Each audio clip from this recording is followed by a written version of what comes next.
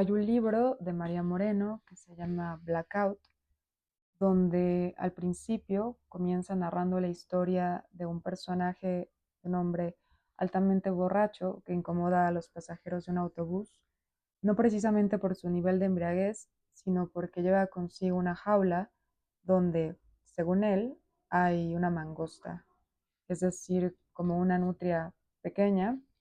Y esta mangosta, que solo puede ver él, me pareció una gran metáfora o una manera interesante de preguntarnos de qué hablamos cuando hablamos de alcohol en la literatura, de qué hablamos cuando hablamos de personajes que beben continuamente y que solo ellos pueden acceder a ciertos estados, en ocasiones de soledad, pero ciertos estados de los cuales el resto de los personajes no tienen noción alguna.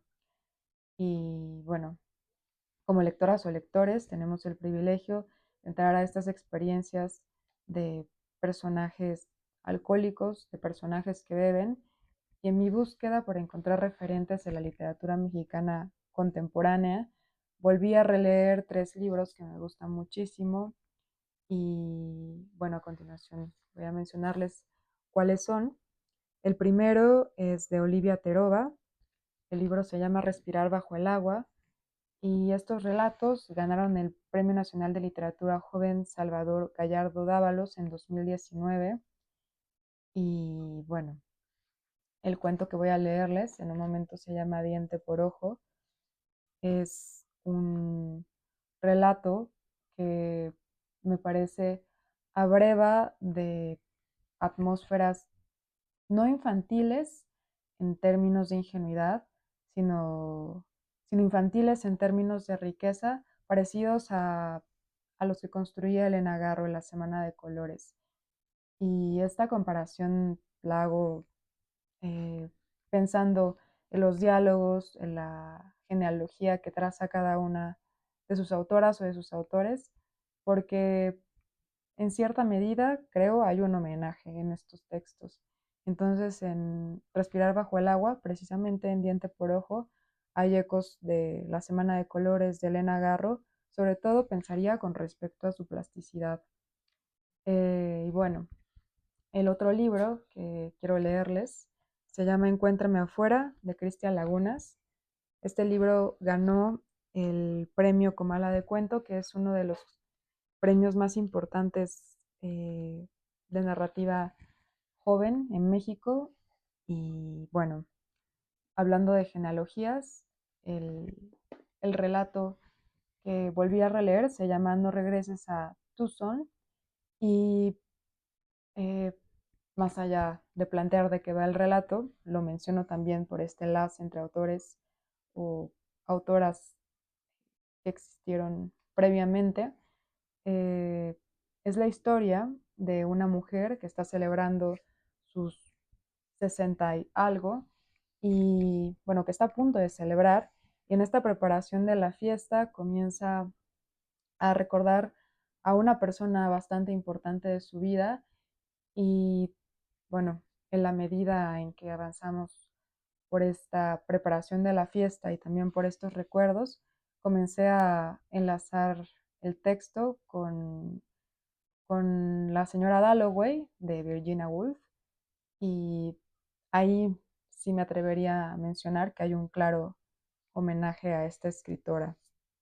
Por otra parte, este otro libro de cuentos se llama No se trata del hambre, de Josué Sánchez, y el libro en general tiene una manera muy norteamericana de narrar, lo digo en un buen sentido, porque hay muchísimos ecos, por ejemplo, de Carver y de otros escritores norteamericanos en cuanto a sus temas.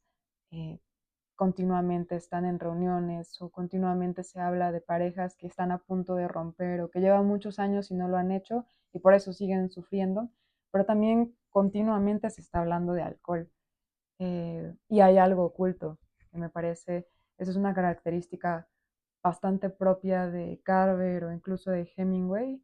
Entonces todo este libro, No se trata del hambre, de Josué Sánchez, me parece que tiene ecos norteamericanos altamente notables, pero llevados a escenarios mexicanos, llevados a escenarios de Jalapa, por ejemplo. Entonces, esa apuesta me parece bastante interesante. Y bueno, eh, un punto que encontré en estos tres libros es que los títulos de alguna manera apelan a una necesidad imperante eh, que podría adjudicarse a sus protagonistas. Eh, Respirar bajo el agua, no se trata del hambre y encuéntrame afuera. Eh, Respirar, encontrar y el acto de necesitar comer, digo, aunque se llama no se trata del hambre, el término del hambre apela a algo vital, ¿no? A algo que si no se realiza en cierto momento hace que los personajes mueran o vivan casi como muertos vivientes. Entonces, esta necesidad apremiante de los personajes patente en los títulos me pareció una línea que atravesaba estos tres libros. Y bueno, antes de leerles el primer relato de Olivia Terova, eh, también quería subrayar que la relación que tienen los personajes con la bebida no es necesariamente patológica o más bien no está narrada desde ese lugar y creo que ahí está un gran valor de de estos tres cuentos que volví a releer. Y también quiero mencionar que este video no tiene ninguna intención aleccionadora, sino plenamente literaria. Entonces, con la pregunta de qué hablamos cuando hablamos de alcohol, voy a empezar a leer el primer texto, el primer cuento de Olivia Terova, que se llama Diente por Ojo. Ah, y una última acotación. Es curioso que en este cuento, y también en No se trata del hambre, la relación entre hermanos menores eh, es importante, porque de alguna manera esta gran necesidad que, que muestran los personajes eh, no está comprendida del todo por personas que, dado su amor filial, probablemente lo comprenderían, pero bueno, este vínculo entre personajes me pareció interesante también. Entonces, este cuento se llama Diente por Ojo. Quiero olvidarlo todo, solo sentir el viento golpeándome la cara y el columpio balanceándose con velocidad. Estoy de pie, me agarro fuerte de los dos lados. Y si me suelto, y si admito que la vida no vale la pena y simplemente me dejo caer, todos pensarán que fue un accidente. Me despierto con dificultad. Poco a poco abro los ojos. La primera a quien veo es a mi hermana. ¿Cómo se te ocurre salirte a mitad de la fiesta y subir a los columpios? Pareces loca. Estoy acostada en una camilla de hospital. Tengo puesto un collarín. Me duele todo. La cabeza, la espalda, los brazos. Intento incorporarme.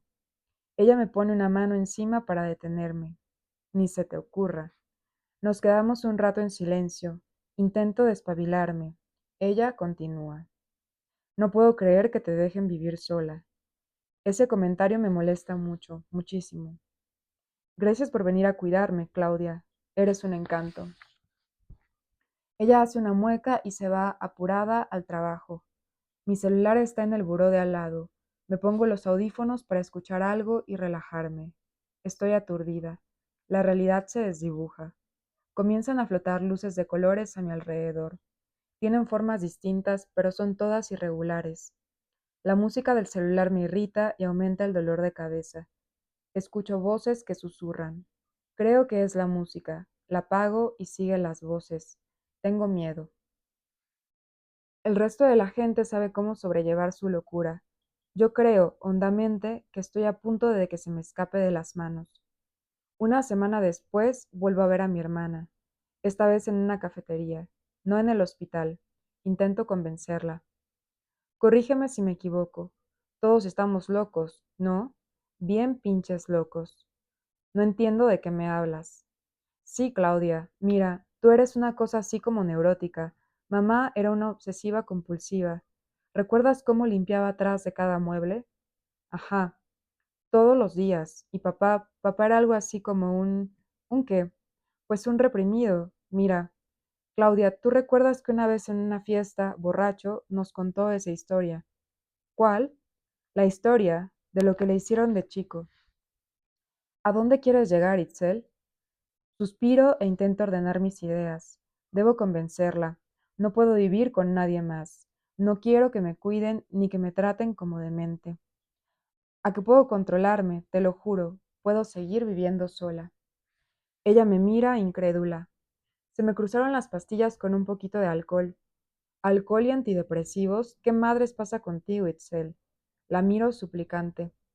Mira, sé que desde que mamá murió y papá se recluyó en la casa, empezaste a sentir que debías hacerte cargo de todo, y lo has hecho muy bien, hasta ahora, pero no quiero ser una carga. Itzel, otra de esas pendejadas y te dejo en la calle. Es en serio, tendrás que dejar la carrera e irte a vivir con papá, a esa casa vieja que tiene hecho una posilga, llena de libros viejos y basura. Odio cuando Claudia toma el papel de autoridad. En serio, te declaro loca, me quedo con lo de tu pensión y te regresas. Hay algo que ella no sabe.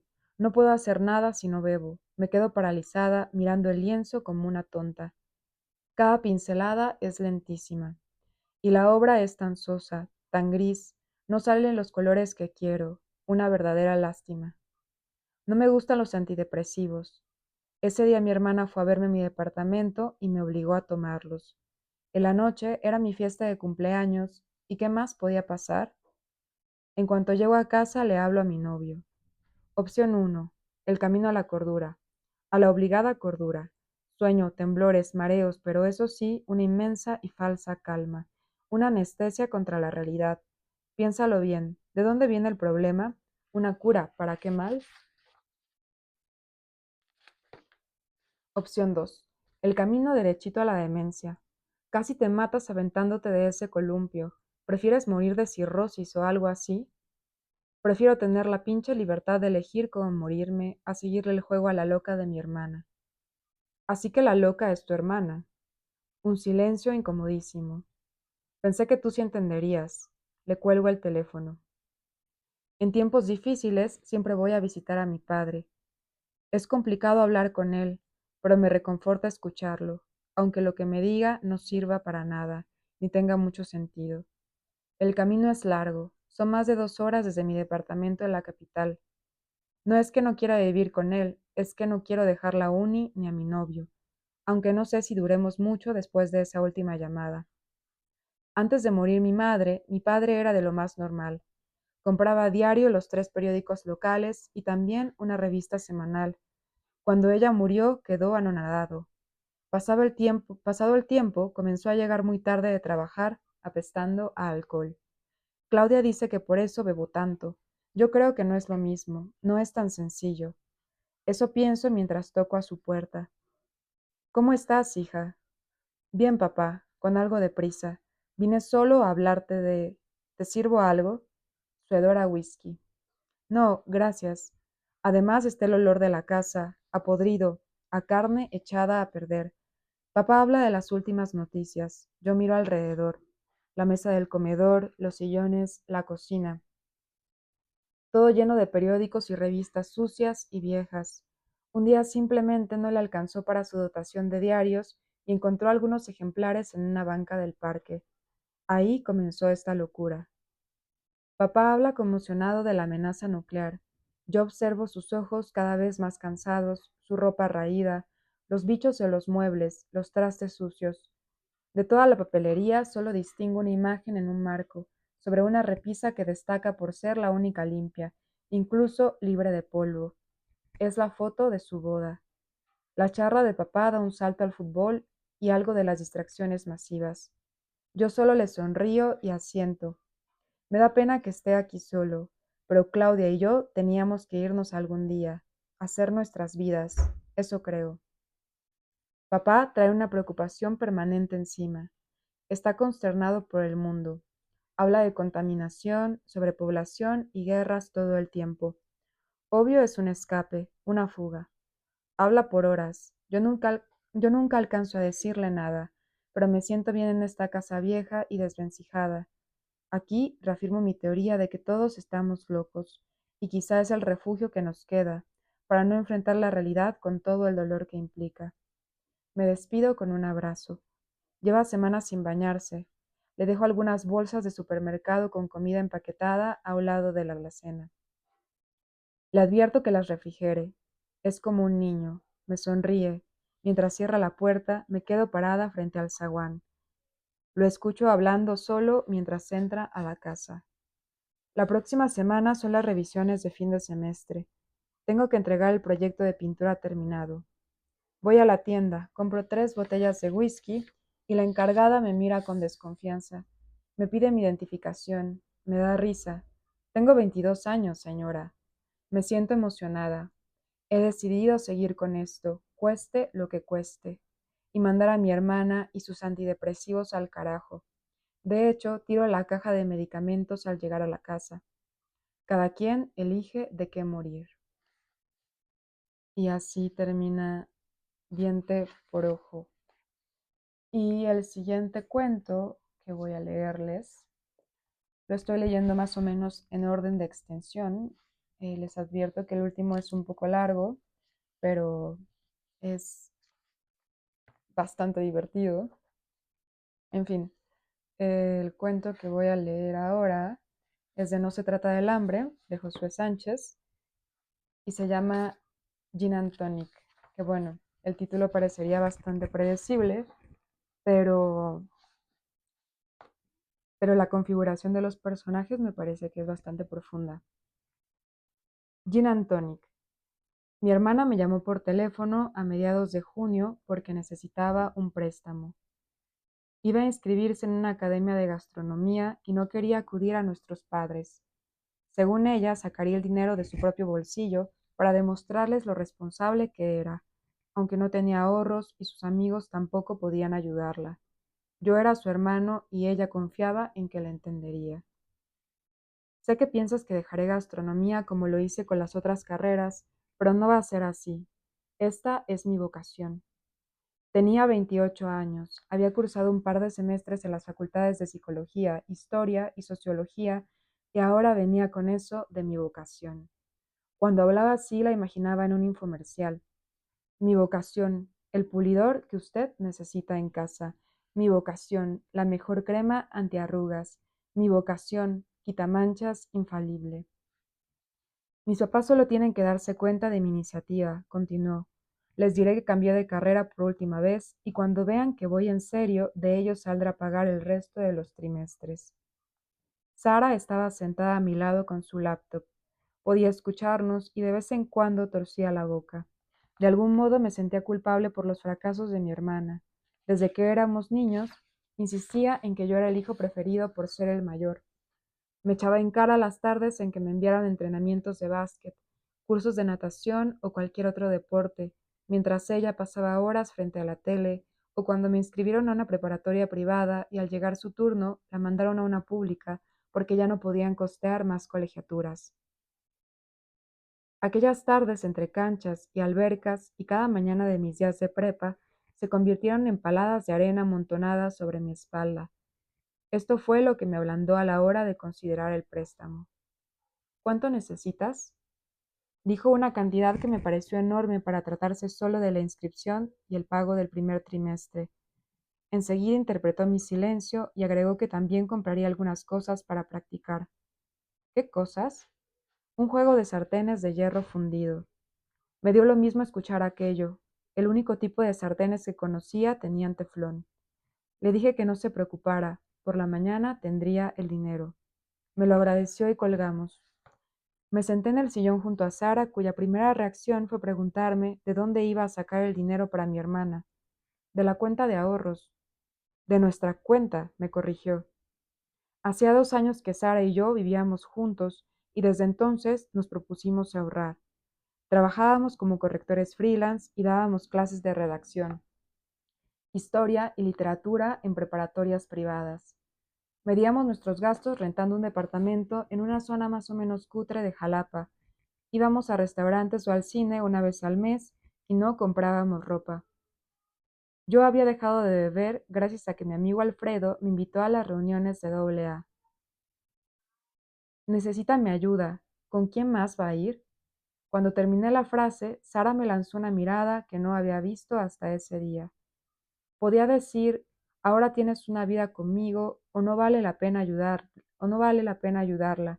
Lo importante era que me pesaba. Sara ve a mi hermana como una buena para nada.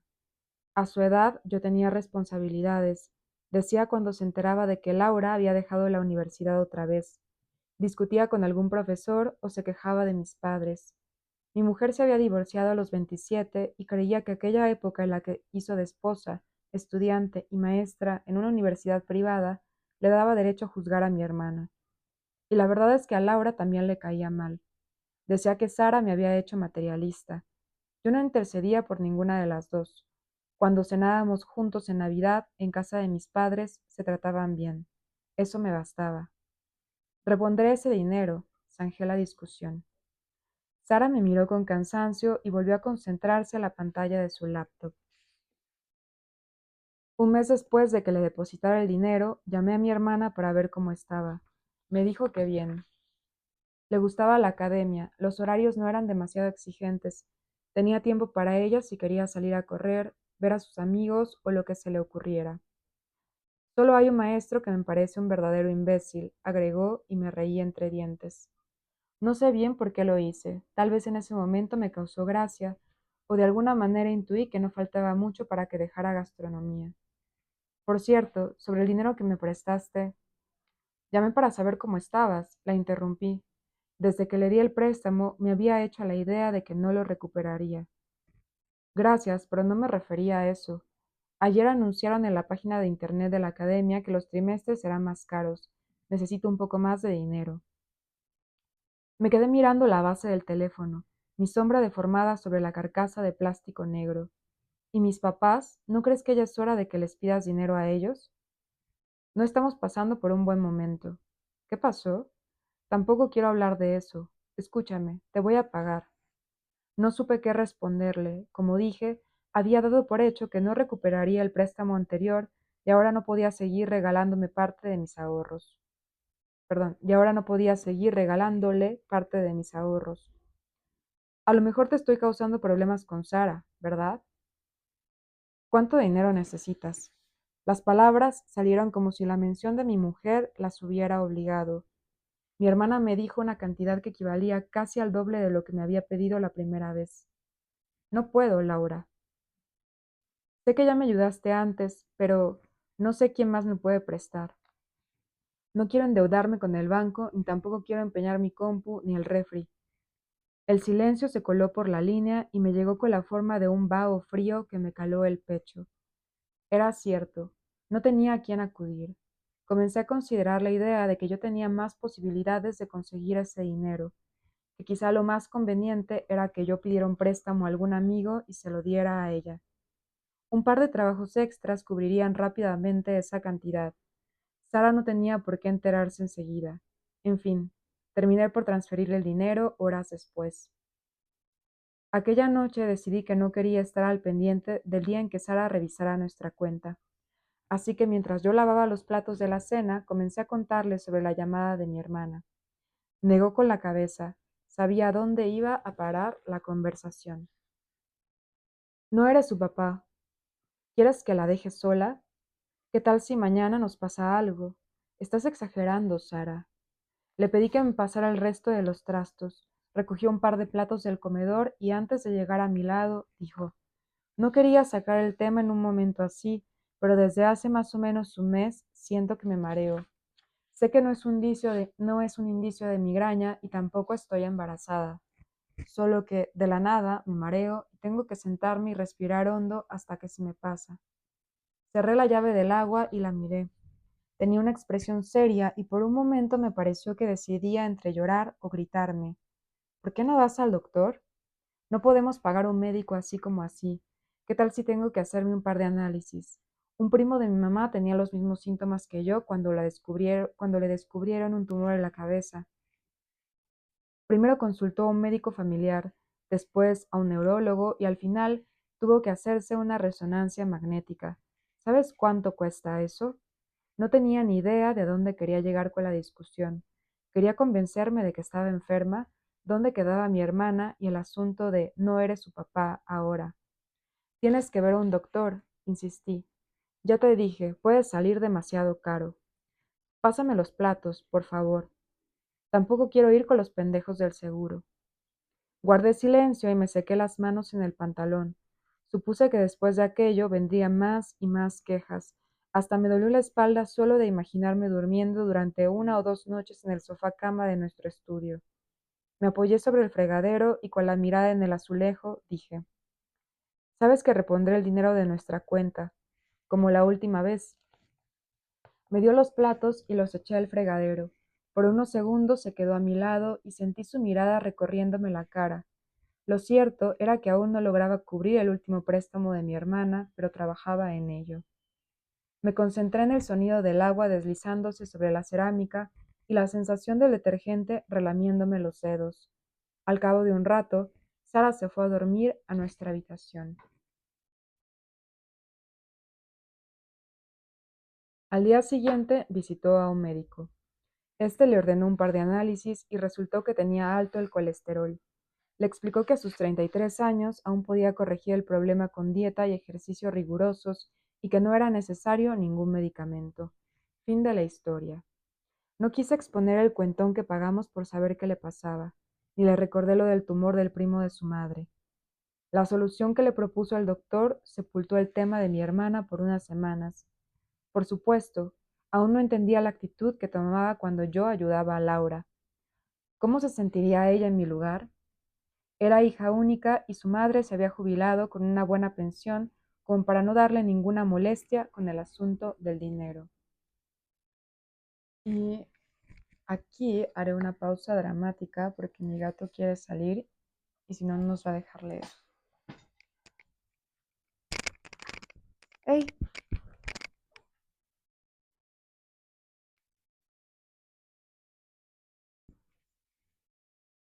Bueno, saluda antes de que siga leyendo.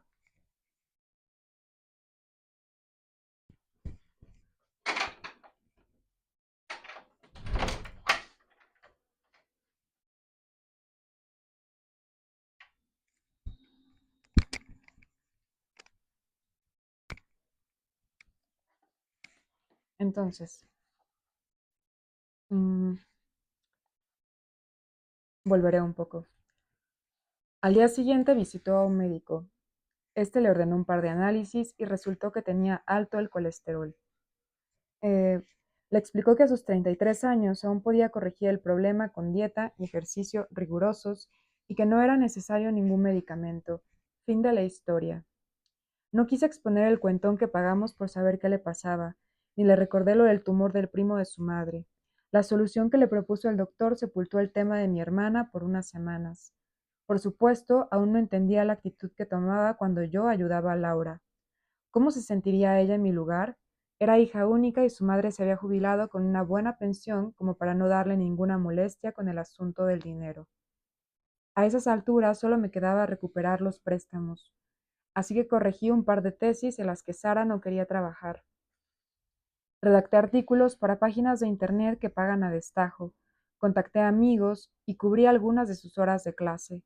Tardé 3 meses en reponer el dinero de nuestra cuenta. A principios de diciembre, mi hermana volvió a llamarme. No quiero molestarte. Colgué en cuanto reconocí su voz. Mi mano comenzó a temblar. Fui a la cocina, me serví un vaso de agua y por un momento imaginé que se trataba de un buen trago de ginebra, pero solo era un deseo. Quería pensar que tenía la posibilidad de relajarme bebiendo, como hacía tanto tiempo, cuando Alfredo y yo andábamos por los bares de la ciudad. El fin de semana pasado lo había ido a visitar. Justo acababa de cubrir los préstamos de mi hermana y no había tenido oportunidad de ir a ninguna junta de alcohólicos anónimos.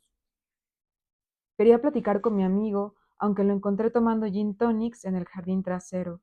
Estaba en medio de una recaída y en las reuniones nos dicen que no podemos disuadir a nadie de beber. Ya tendríamos tiempo para conversar al respecto cuando estuviera sobrio, mientras solo podía hacerle compañía. Hablamos sobre los años en que fuimos a la universidad, del trabajo, cosas así. Él con su trago y yo con un vaso de agua mineral con hielos.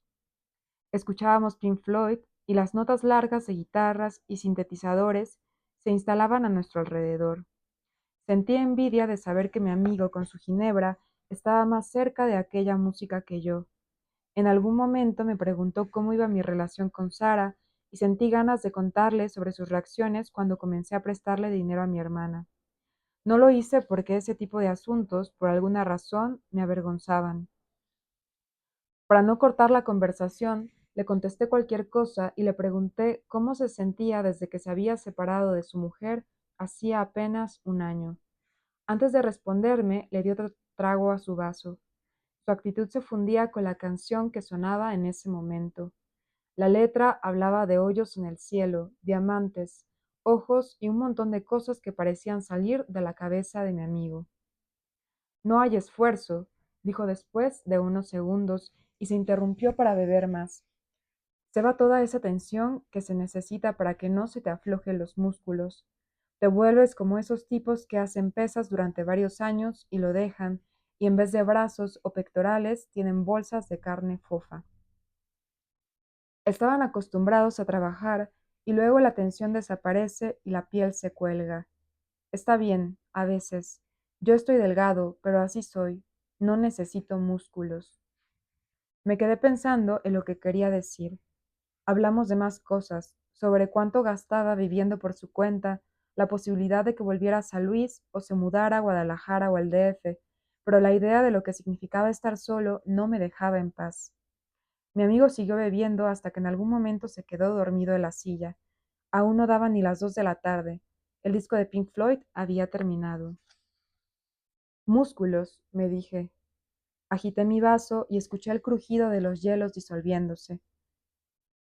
El teléfono sonó otras 2 veces hasta que decidí contestar.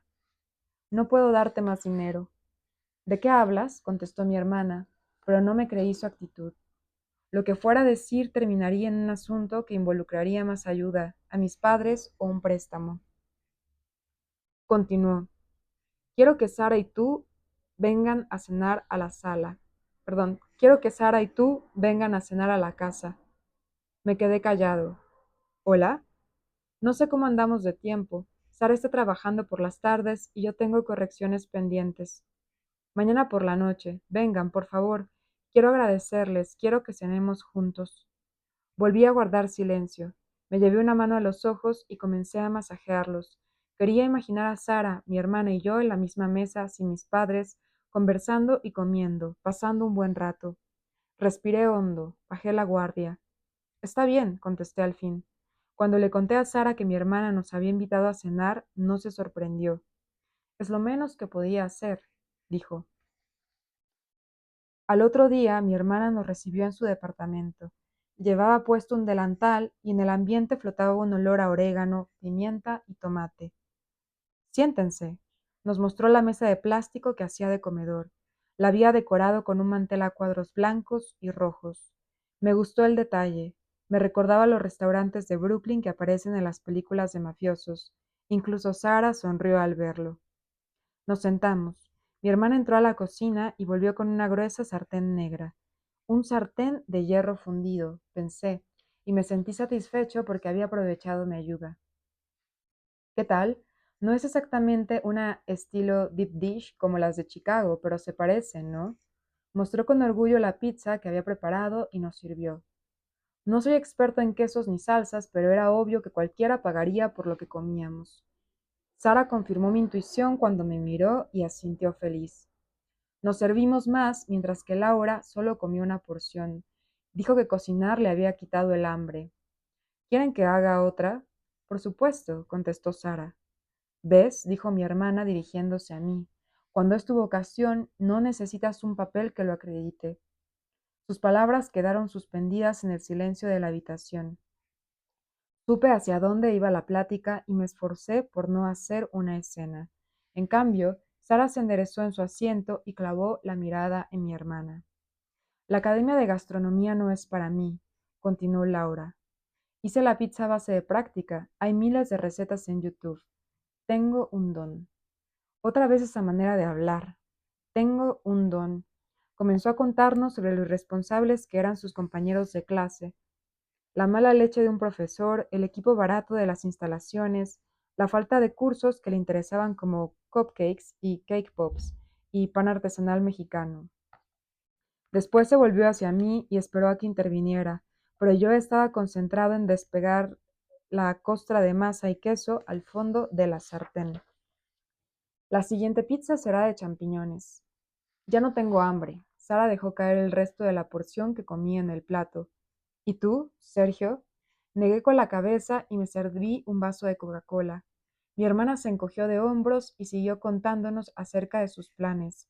Según ella, ahora necesitaba mudarse al puerto de Veracruz. Tengo un par de amigos que me van a dar trabajo. Pondrán una cafetería cerca del malecón. También lo vas a dejar, como con tus carreras y gastronomía, replicó Sara. ¿Qué dijiste? Laura encaró a mi mujer y ésta le sostuvo la mirada impasible, como diciendo, ¿me escuchaste, niña? Terminé el vaso de Coca-Cola y me serví más. Las burbujas hacían un sonido casi imperceptible mientras reventaban en la superficie. Guardando las distancias, así se ven algunas cervezas oscuras recién servidas. Recordé la calma con la que mi amigo Alfredo bebía sus gin tonics y aquel discurso que me dio sobre vivir solo. ¿Él sabría qué hacer ahora? Sara recogió su bolso. No se vayan, cuñada. Mi hermana volvió a la cocina y regresó con unas galletas de chocolate. Hasta postres aprendí a hacer solo siguiendo las recetas de YouTube. ¿Ven? Me va a ir bien en el puerto. Solo necesito un poco de ayuda para mudarme. De mí no va a salir, Laura, contestó mi mujer. Quiero hablar contigo, Sergio. No me ignores. Sara, intercedí, pero siguió hablando. No quiero que vuelvas a pedirnos dinero. Sara enfiló hacia la salida. Por eso te dejaron, le soltó mi hermana. Sara se volvió. De pronto parecía contemplar una larga escena de su matrimonio. Te dejaron, repitió mi hermana. Si te quedas aquí o te vas al puerto es lo mismo. Nunca vas a terminar nada. Laura rió. Sabes que Sergio nunca se va a casar contigo, ¿verdad? Mi mujer me miró por un momento. Pregúntale si quiere casarse contigo después de tu divorcio, siguió Laura. Le das pena a tus papás, respondió Sara. Se quejan de ti siempre que hablan por teléfono con Sergio. Es cierto, mi hermana se volvió hacia mí. Y tu hermano te ayuda por lástima. Laura seguía a la espera de mi respuesta. Dile cómo la ven tus papás, qué piensan de su inútil hija de casi 30 años. ¿Es cierto, Sergio? La voz de mi hermana estaba a punto de quebrarse.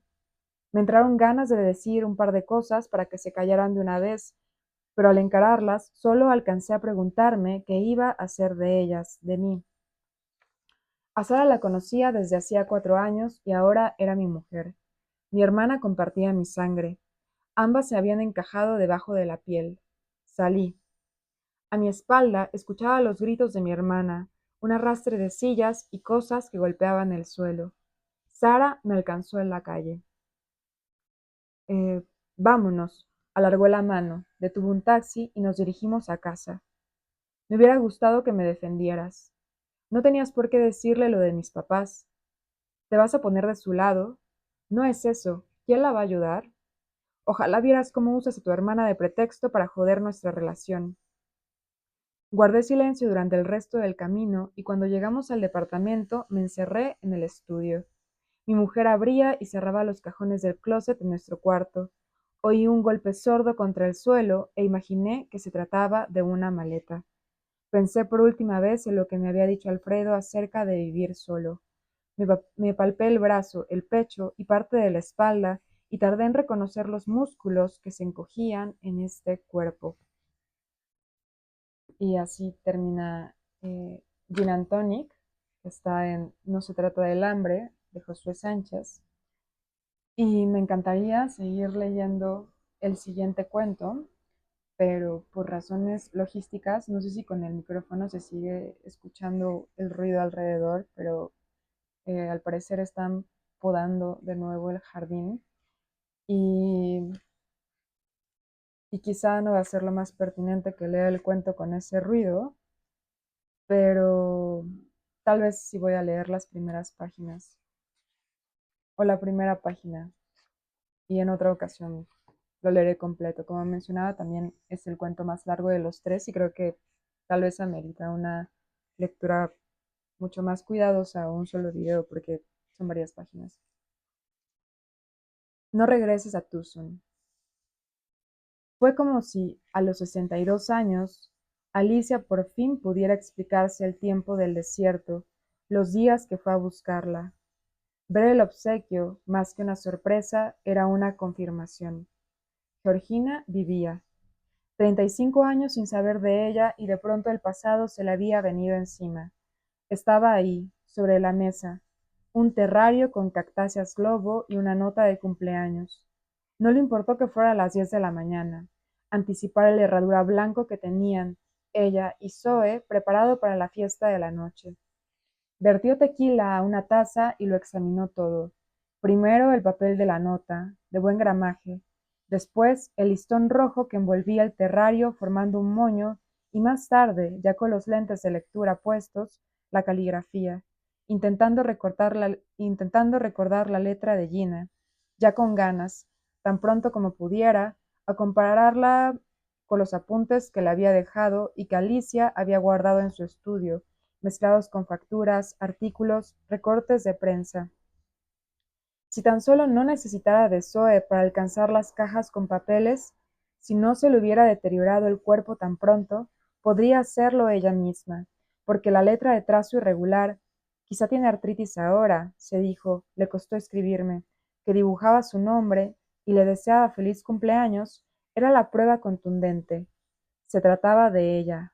No podía ser de nadie más. Y así empieza este cuento que se llama No regreses a Tucson, que intentaré leer pronto de una manera un poco más pausada. Pero bueno, mientras tanto, quiero recapitular.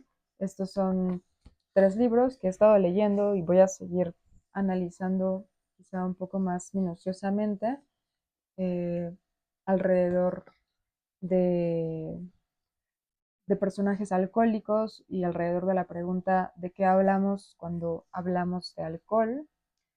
Y bueno, espero que a la próxima vez tenga mucha más fortuna con los ruidos exteriores.